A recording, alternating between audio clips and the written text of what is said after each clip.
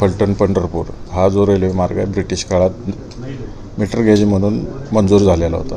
त्यानंतर आदरणीय या विभागाचे खासदार विजयसिंह मोहिते पाटील साहेब आणि रणजितसिंह मोहिते पाटील साहेब जेव्हा राज्यसभेचे खासदार होते, या दोघांनी पाठपुरावा करून सुरेश प्रभू जेव्हा रेल्वे मंत्री होते त्यावेळेस मंजूर करून घेतला ब्रॉडगेजचा. आणि त्यानंतर अनेक प्रोसेस या रेल्वे मार्गाच्या सुरू होत्या.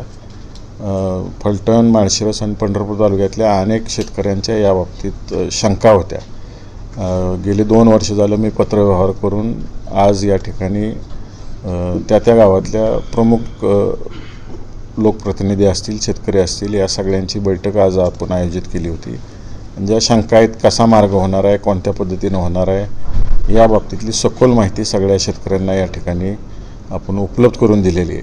आणि ज्या काही शंका आहेत त्या पुढं रेल्वेच्या दृष्टिकोनातून जे काही सहकार्य हा प्रकल्प उभा राहण्याच्या दृष्टिकोनातून करावं लागते ते याच्यावर सगळ्यांची चर्चा झाली.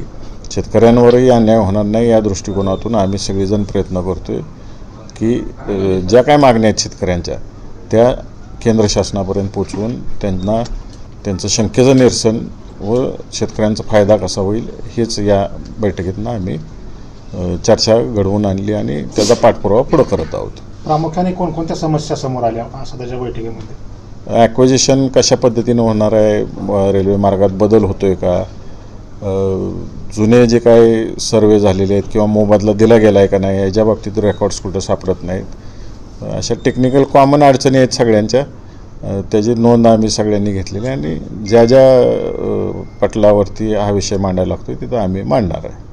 आजचं स्टेटस नेमकं काय? कारण का ही उत्सुकता अनेक वर्षापासून मोठ्या दादांनी प्रश्न म्हणला, रणजित दादांनी म्हणला, आता तुमच्या काळातलं स्टेटस आत्ताचं काय? आता हा फायनल सर्वेमध्ये आहे. फायनल सर्वे झाला की कामं चालू होतील. 80% जो रेल्वे मार्ग आहे हा त्यातला जो 80 किलोमीटर हा क्लिअर झालेला आहे. राहिलेला जो साधारण 25-30 किलोमीटर राहिलेला आहे त्याच्यावरती सुद्धा रेल्वेचं आणि राज्य शासनाचं काम चालू आहे. ते पूर्ण झाले की पुढच्या गोष्टी याच्या होतील सगळ्या आणि 5-6 महिन्यात सगळा सर्वे पूर्ण होईल पूर्ण मार्गाचा पंढरपूर ते फलटण.